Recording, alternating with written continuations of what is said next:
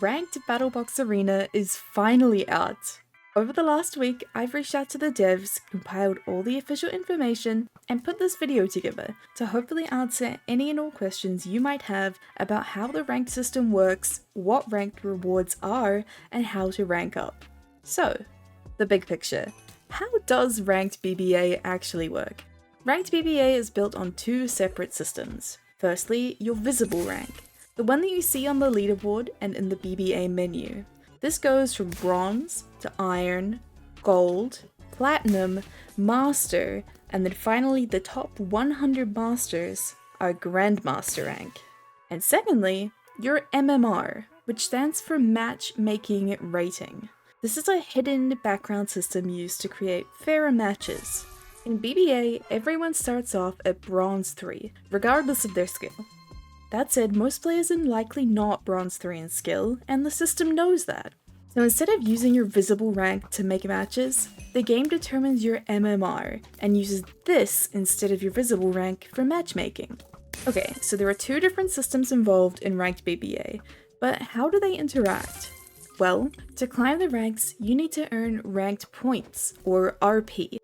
For the most part, how much RP you gain or lose depends on how far your current rank is away from where your MMR thinks you should be. For example, if your MMR suggests that you should be gold, but you're only currently in bronze, you'll tend to gain more RP on a game win and lose less on a game loss. The system is essentially nudging you towards the rank that better aligns with your skill.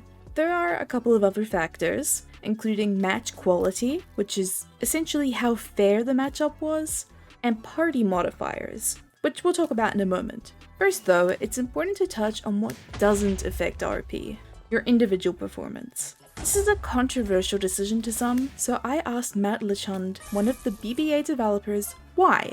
The short is, it's almost impossible to measure performance fairly in a game mode like BBA. Do you reward based on KDA only?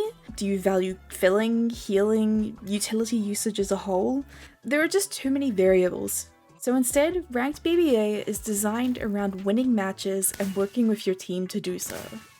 Following from that, one of the big questions at ranked launch was, can I still queue with my friends if we're in different ranks?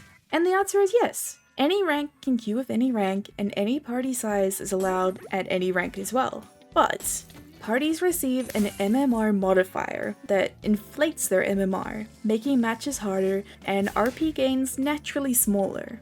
This modifier scales, meaning 4-stacked parties will have a higher MMR modifier than a 2-stacked party. This isn't to punish you for partying, it's to help make matchmaking fair by accounting for the potential of higher coordination, voice comms, etc. in a full party, potentially fighting a team of solo queue players.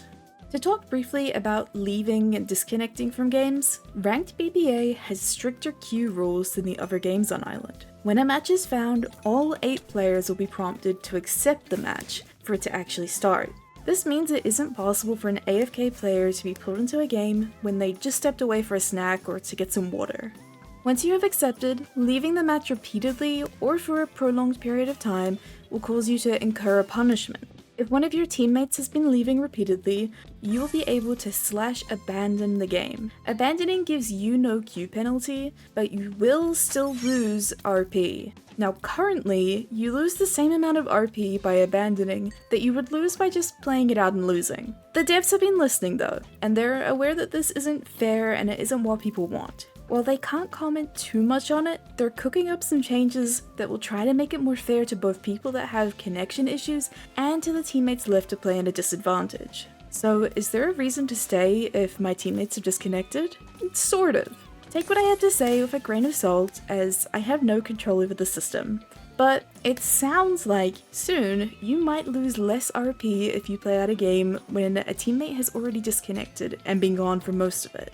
And of course, it can be worth to say for many other reasons, such as stats, quests, badges that will be added in the future, and of course there's always the clutch potential, because you will still gain RP if you win.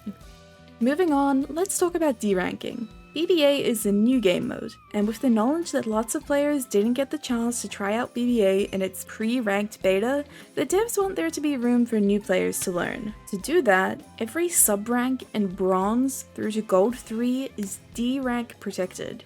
It's easiest to visualize these ranks as one-way gates. Once you've ranked up from Bronze 3 to Bronze 2, you cannot drop back down to Bronze 3. Even if you lose a game while you're sitting on 0 RP. As soon as you rank above Gold 3, however, deranking becomes possible, all the way back down to Gold 3. This system exists to let newer players learn and progress while still keeping higher ranks competitive. Whether this protection stays in future seasons is undecided, so your feedback is always valuable. Another major concern that I've seen coming up is one about match quality, particularly in the off-peak player hours.